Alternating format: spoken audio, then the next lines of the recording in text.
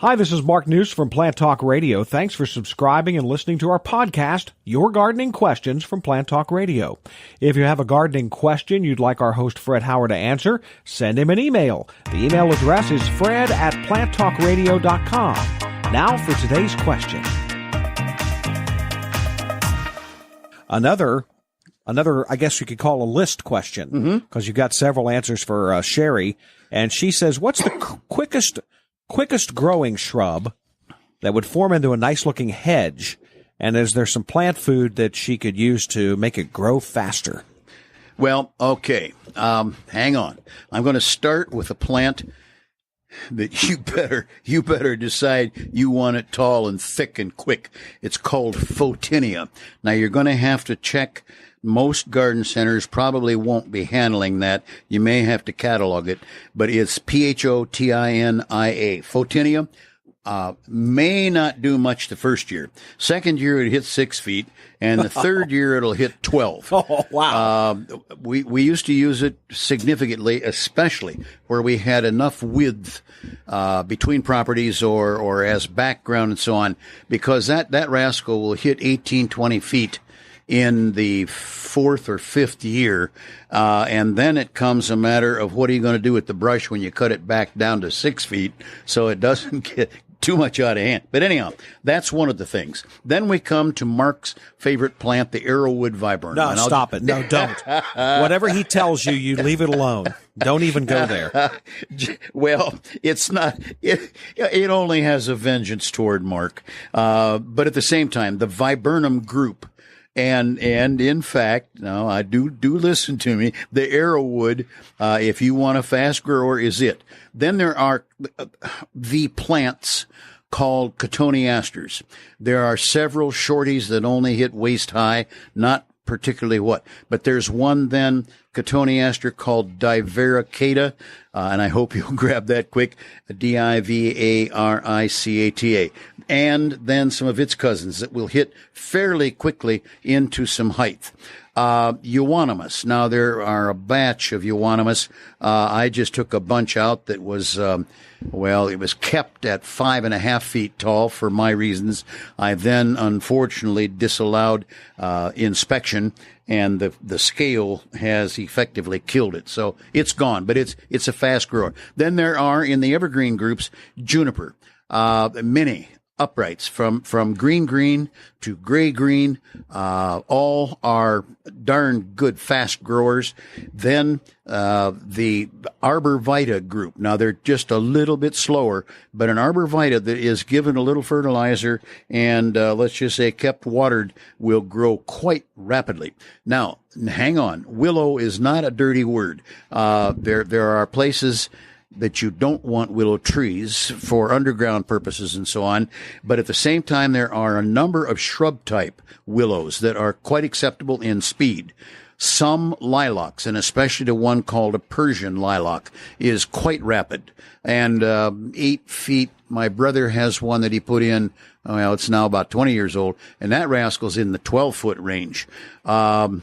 Shrub dogwoods. Now, not the common dogwood, but some of the shrubs are even variegated leafed and red stemmed and yellow stemmed. These are all fast growers. The first year, again, you'll be a little disappointed. Plants just have to get in and get settled in. You can plant fall or spring either way. I think it would be appropriate where you want speed and apparently have a reason for it. I would say fall planting is good. The plant will be more established root-wise come spring and probably take off quicker than if you wait, but waiting wouldn't hurt. I have a plant in my own yard. I can't think of the name of it right now. Yellow flowers. I've mentioned it as lasting so long.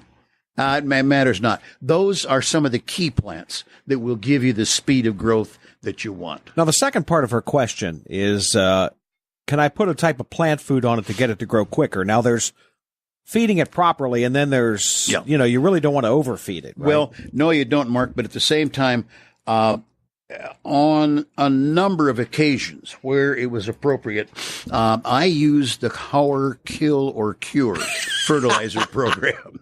Yeah. And, no, I'm really quite serious. I love that. Yeah. That's great. Well, under the circumstances of needing speed and even recovery from storm damage and so on, don't go crazy, but I have used a water-soluble fertilizer to get the job started, and I put in twice the amount they recommend for normal use. So let's just say it was at 2 tablespoons to the gallon, and we're talking a great number of gallons on a bigger plant. Then we're talking about the factor of dry fertilizer that can be put on so that when the soluble fertilizer moves on down through the soil with rain, snow melt, and so on, the dry fertilizer will pick up and carry through. I would not go more than double, and I even hesitate to call it double in some cases, because you can burn or create a problem where it reverses osmosis, and too much fertilizer literally pulls the water right out of the root system, and that's what's called a burn. So at least full rate, if not some more. And as I say, I have indeed done that. I had a honey locust tree that was planted in the spring, late spring, late May, laying in the sun. The ball had broken. When it fell off the truck, it laid there in the sun for 2 days, and the boss said, "Get rid of that thing before the inspector gets nervous about it." And I literally picked it up as 2.5-inch diameter tree, took it home, dug a hole way wider than necessary, and put that tree in, staked it in place, and put it on the Hauer Killer Cure program. Yeah. It stayed alive and finished growing maybe by an extra 2 inches after I planted it. Next year, it grew 4.5 feet. Wow. The Hauer Kill It or Cure It method. Yeah, that's right.